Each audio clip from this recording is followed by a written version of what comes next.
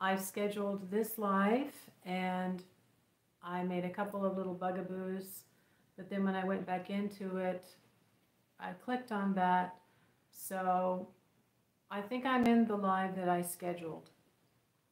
Anyway, welcome to this live stream. I am Sabrina, and I want to talk about the movie Dune, psychotropics and safe non-psychotropics for meditation aids, for scrying, for astral travel, for dream work.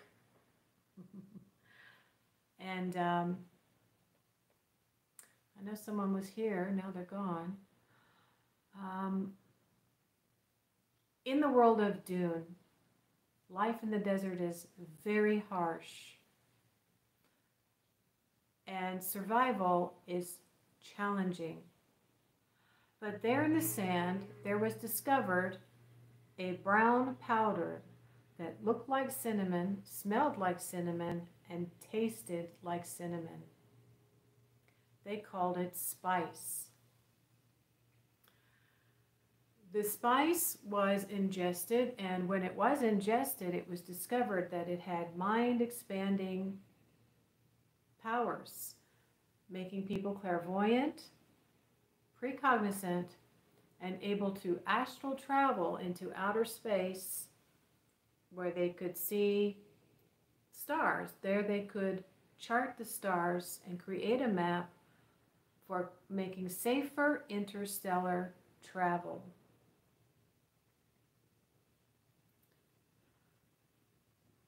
So now the spice was very labor intensive to harvest. And if you know anything about spices in the ancient world, this is very much like cinnamon. It was highly prized for its properties. One of them I know is medicinal because I sprinkle cinnamon on my coffee every single day to regulate my blood sugar. Now, because it was so labor intensive, it was very, very expensive. It was equal to the value of gold, I believe, back in the days of Egypt. So only the wealthy and the royals could get it. Pretty much the same thing with nutmeg. I know there's medicinal value properties to nutmeg as well. Hello, thank you for being here. Say hi. I can see your name. You can be anonymous, create an icon, you know, with no face. You can be anonymous, and that way you can share. So now the spice was also turned into an oil to lubricate the ships. And so that's equated to oil. But anyway, the interstellar travel was extremely important. That way they could trade spice. Now the problems arised when they began to realize that once the body was clearing itself of the spice, it was having withdrawals. So I don't know exactly, I did see the movie, I don't know exactly how many times the person would have taken it, but withdrawals were so painful, the person would die. So this is a psychoactive compound. This is a drug. It's highly, highly addictive. And I guess rather than go through that, they saw the benefits of it and they just kept using it. The other problem was harvesting it. Now, I don't know at what point that they had discovered. Hi, Jean-Marie. Thank you. Hi. I don't know what point they discovered the sandworm, but it was the sandworm, gargantuous thing that would hear movements on the sand. I suppose anybody running, because that was a scene in the movie, all of a sudden the sandworm comes up and could gobble you up. So I guess rather than try to harvest it with people on the surface, they made machines, and that way they could harvest more. I would imagine it takes a lot of sand in order to filter it out and finally have left over the brown powder which was called spice. So, oh, I apologize. Oh my gosh. I bought a new ring light the other day, and it's no good. It's no good. So, I don't know what's happening here.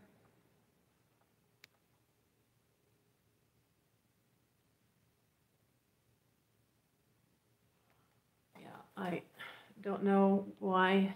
There I am. All right, so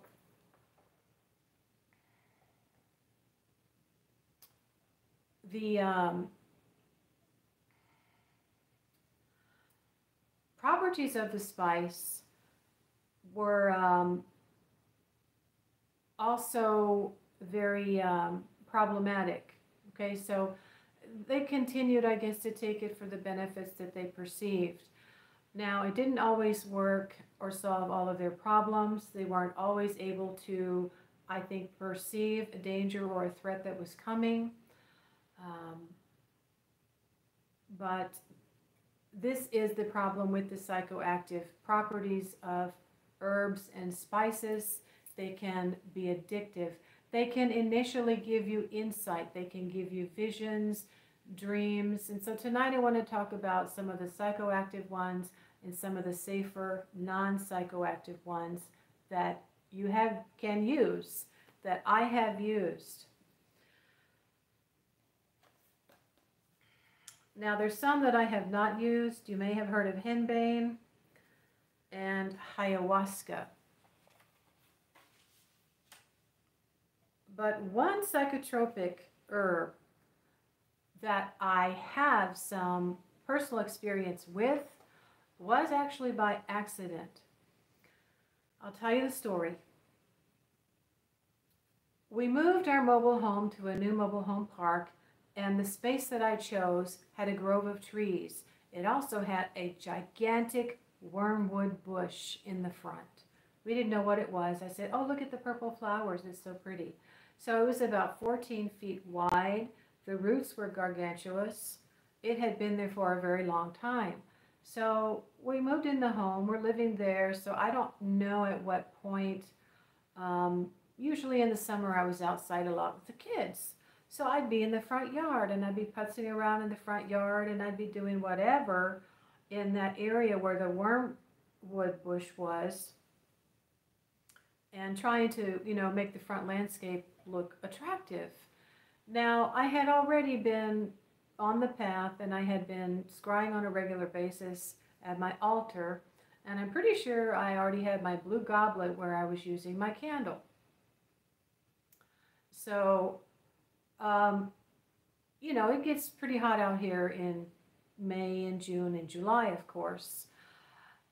I was having a lot of astral travels, and I think remote viewings, and I honestly don't know what else, but I just remember thinking, my gosh, I'm having so many astral travels and remote views. I think what was happening was that with the hot sun, and the wind, and me being around that bush so much, I was breathing up the fumes.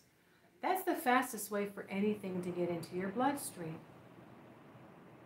Now, fast forward years later, I'm starting to learn about wormwood. I'm reading about it. This was after we got a letter in the mail from the city stating that we had a noxious bush in front of our house. I don't remember if they said it was wormwood. Maybe they did, but they said it's poisonous and you have to cut it down. So we spent a month of Sundays digging up that bush. There might still be a stump. And that's how I learned that that was wormwood. So it took me a while to put the two together. Wormwood does have psychoactive properties. If you're familiar with absinthe at all, it comes from the wormwood plant. It can definitely lead to dependency. One reason why they got rid of absinthe.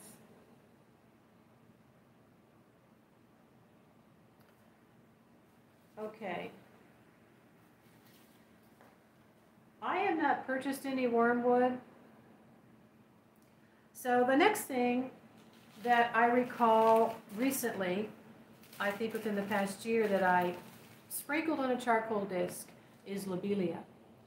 Okay, lobelia is something that I purchased. I don't even know what for, but as I was talking about dark energy and I was sprinkling this on the charcoal disc over here and talking about meditation, I began to feel extremely warm. My circulation got bumped up.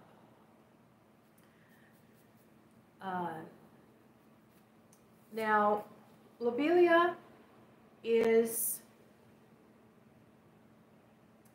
an alternative to nicotine, and so it can be used for smoking cessation. What it does is it dilates the bronchial. It's a bronchial dilator, and I put down here that it increases circulation. I have my cards here. So if you can breathe more, you're going to be able to get your blood flowing more and do oxygen to the brain. And that's what I was feeling. And in fact, I got so hot I started to break out in a sweat, and I had to take off my witch's hat. So that is something that I was using to demonstrate meditating and using dark energy. Lobelia. Well, I spent several days preparing this live. Some things I just can't anticipate. My ring light is just getting loose, and I'm going to have to stick something in there, I think. So I wanted to have some music for a minute and give an intro. And I got this pink Himalayan salt lamp that changes colors at the Dollar Tree. All right, let's move on to, by the way, lobelia is non-psychoactive.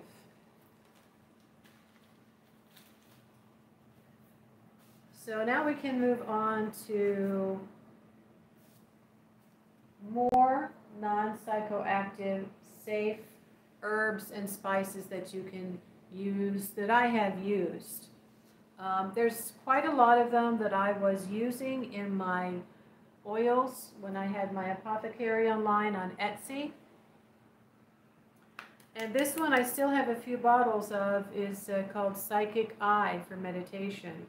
And one of the things that it has in there is mugwort. Mugwort is a brother or a cousin of wormwood. It has similar compounds, or maybe a diluted version. I'm not exactly sure right now, but it's non-psychoactive. It is still somewhat, it can still get you in a relaxed state of mind. It has sedative properties. In here I have, what else? Jasmine, for one thing. Jasmine, of course, is a flower. It is a commonly used flower for meditative works, spell works.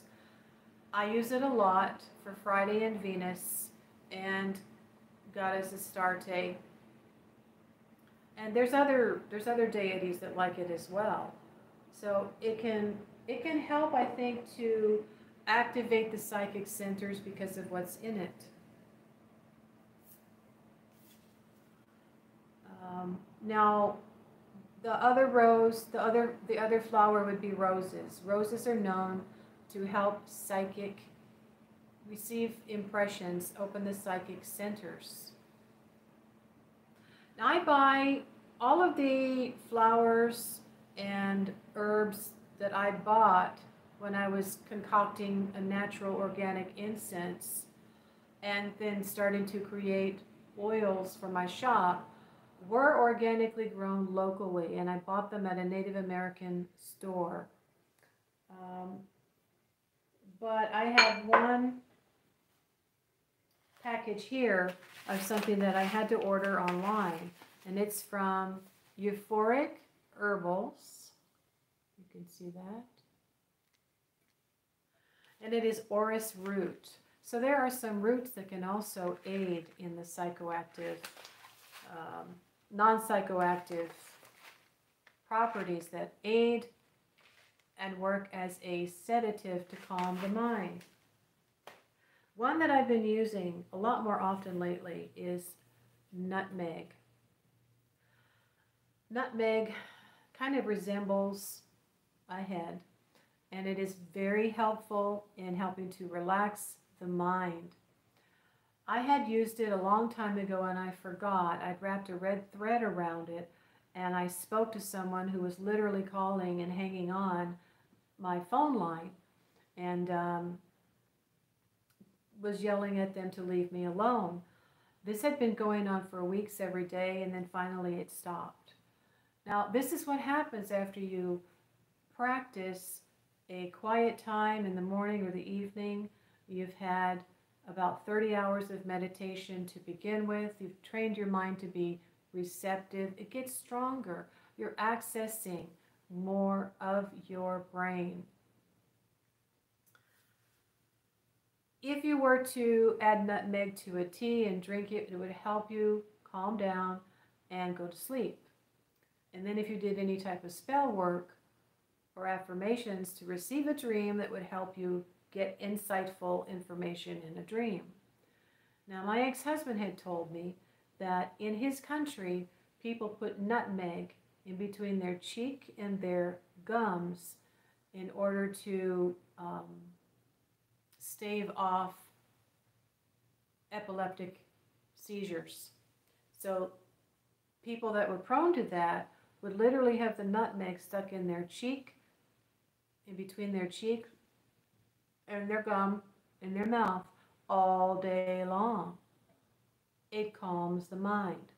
So I use that for head work as well. I recently made a video how I created a poppet, and I put nutmeg in the head so that when I spoke to it, it would make an impression on that person. There's other flowers and herbs that are in teas that are specifically made to relax you. Lavender is one that I swear by. It knocks me out and I sleep like a rock. Chamomile is another one. I believe that has tryptophan in it, which is a known relaxant. It's an amino acid. And these teas called Sleepy Time. Read the ingredients, you'll see. There's one I've got now that has valerian root in it. This is the basis of Valium. My mom was put on Valium many, many years ago when she was younger. She became addicted. Now, the amount that's in the tea is not going to be addictive, but they added some other things to it. So whatever it was, whatever they did, my mother loved the feeling and she just kept taking the pills. So she was addicted, and getting off of it, she literally had to put herself in a motel, and she made herself go off of it cold turkey. So after that, she took something much lighter, and she started drinking these teas, like Sleepy Time tea with valerian root. So I don't know what it is that the pharmaceutical companies added to it, or how they made it so strong, but see, when you get accustomed to that feeling, whatever it is that you're searching for, and then you just have to have that feeling all the time, then you're getting addicted.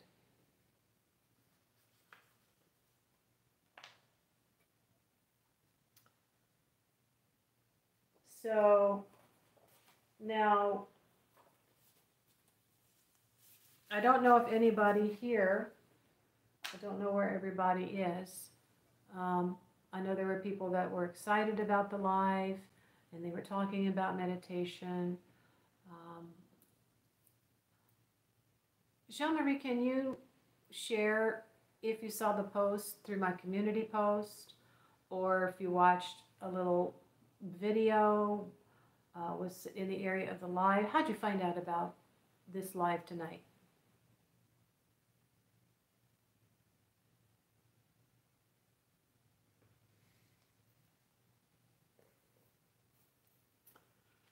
So one of the books that I pulled out to refer to is a very, very good book for learning about astral projection. And it is by a woman by the name of Elaine McCoy. There's a lot of very helpful information in here. And on page 42 and 43, she talks about those mysterious flying ointments. She has a recipe on the next page for 9 non-psychoactive flying ointment. So let me read off some of these flowers and herbs that she has here. Now these you can make into a body lotion, or, you know, in my case, I actually steep them in oil and cook them for hours, and then I use them that way. I dot my third eye, my throat. I anoint my candle and I put some on an oil warmer. Rub them onto your body prior to attempting astral projection. This recipe starts with mugwort, then it adds parsley flakes, catnip, orris root, powdered mastic, which I think is gum mastic,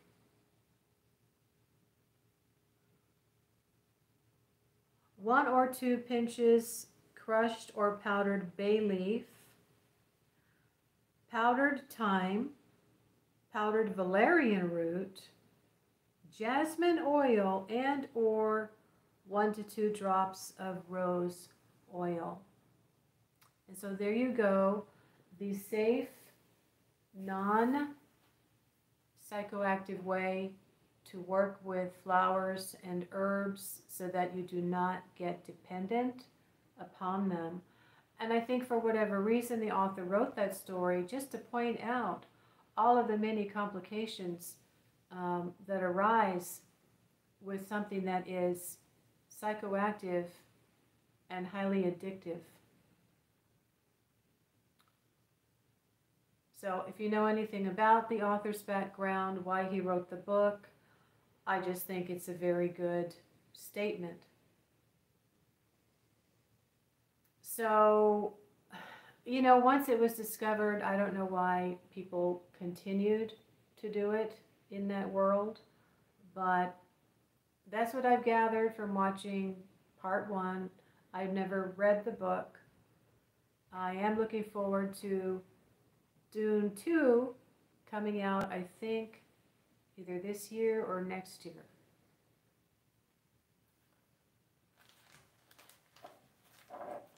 Well, I thought I would have a lot more people on here when I posted on my community post that it was a discussion on psychoactive herbs or things for meditation and astral travel. I do want to let you know that there should be in the description a template I've created that will lead you to a link for the video that I made on how to activate your third eye. I spent 40 minutes demonstrating at a little table all of the different things that you could use, and there's at least 5 techniques for you to learn from, use from, and listen to my experience in using that with that video. After this uploads, or while it is uploading, I will be going over to my computer and I will be double checking that those things that are in the description. So if the link to that video is not there, you can go to my playlist, check the one that says scrying. It should be up at the top now. There's only one video, and that is it. It's how to activate your third eye for scrying, meditation, astral travel, 5 techniques, okay? I also have in the template links to other things that I've done over the years. I will check it out. If I can manage to get the third eye opened, I will let you know. Supposedly, we all do have our third eye a little bit opened. We're just not really aware of it.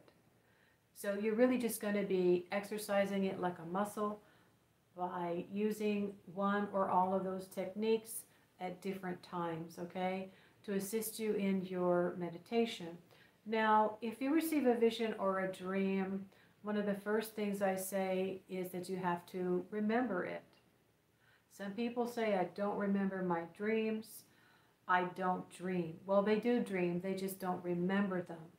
So in that vein, I have also created an online course called Dream Recall. It's only about 30 to 40 minutes long. I think there's maybe 6 or 7 videos. It's on Thinkific, and I will see if the link is also there in the description. So if you appreciate my sharing of all my time and my knowledge, I also have a PayPal for this channel where you can donate any amount of $1 or more, and it will be greatly appreciated. It will lift my spirits and encourage me to keep going and thinking and planning of things to talk about. Well, I'm really sorry that there's not any more people that hopped on today. I don't know why or what's going on, but it's summer and maybe people are outside just really enjoying themselves. So unless you have any questions, if you can share how you found out about this live, that would be great.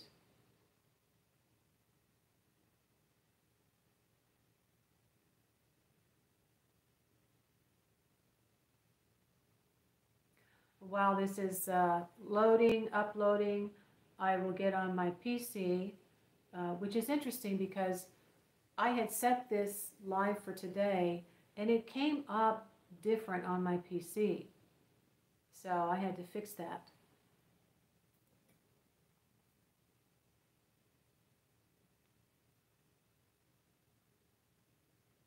I know you did.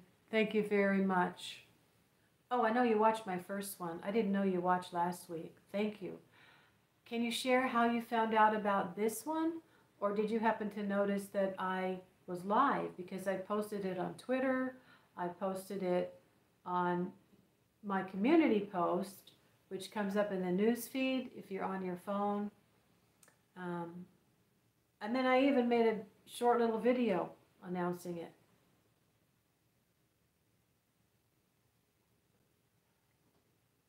Did you see the community post, or did you just see that I was live?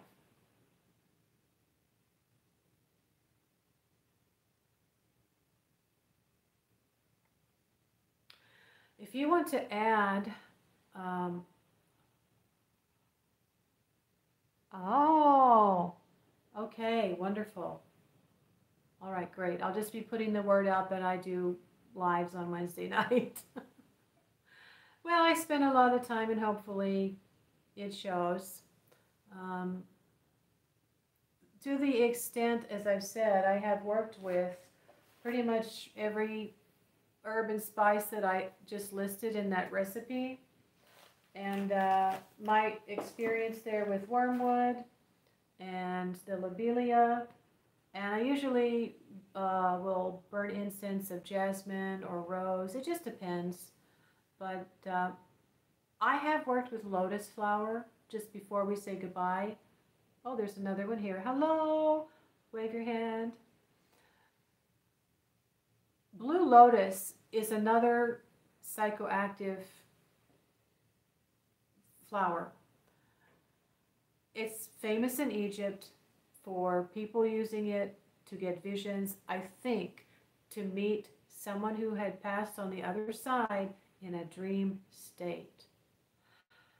This is what happened to me. My spirit guide had given me the word one day early on after I met him.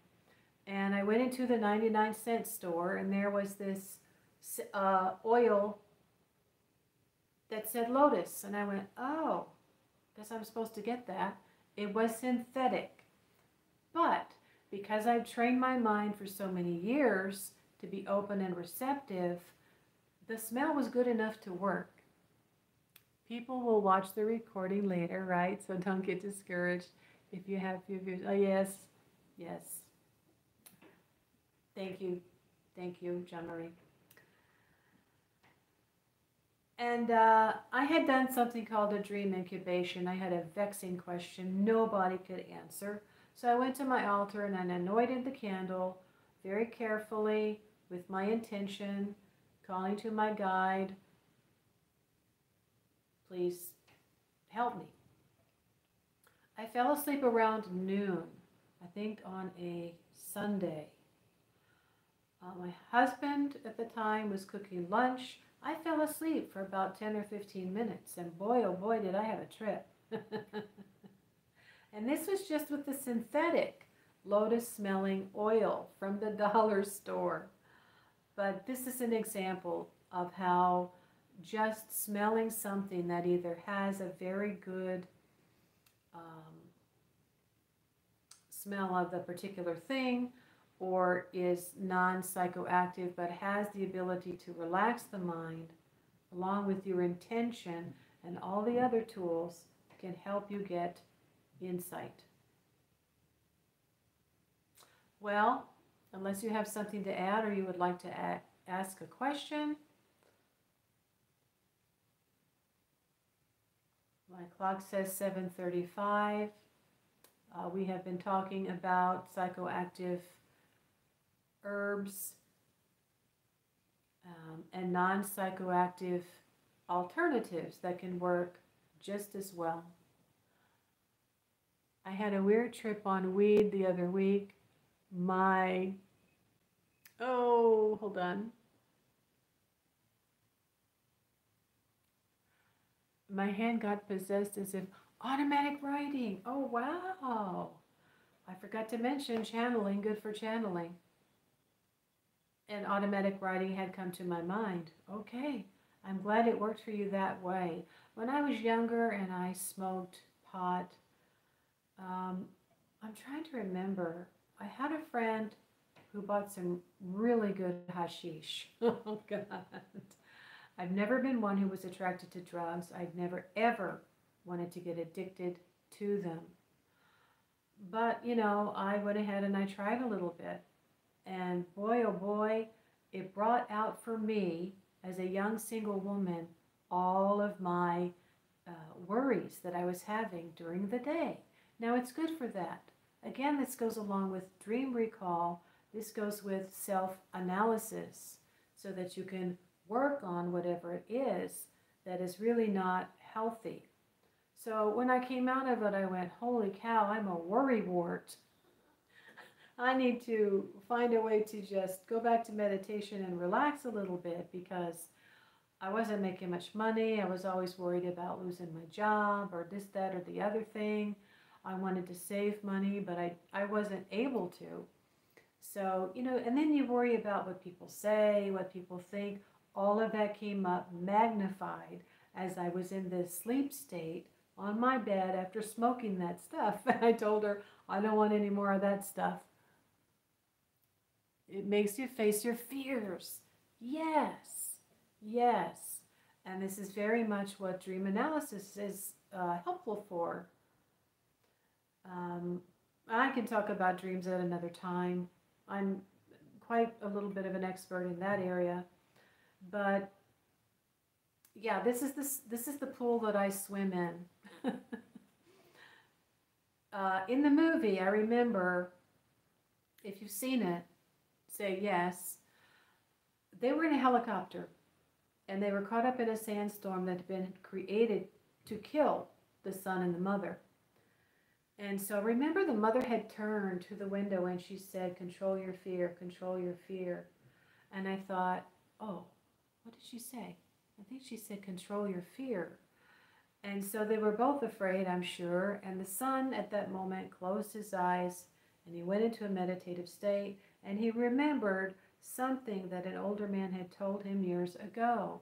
And so he turned off the blades and he just let the helicopter go with the flow of this whirlpool sandstorm that was going on.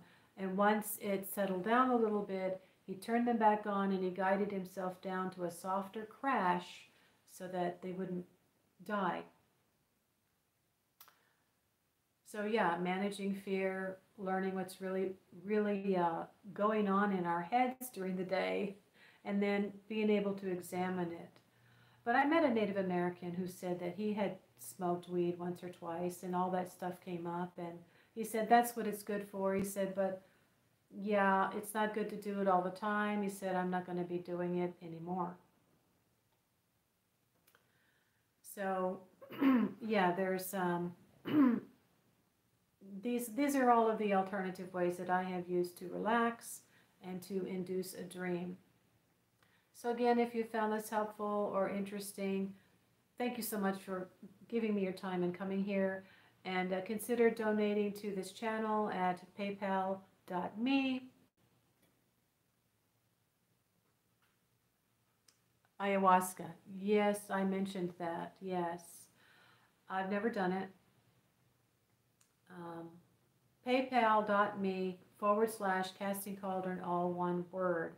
Helps to lift my spirits and encourage me to keep doing things like this to gather my information, rack my brain, remember things, and bring it to you.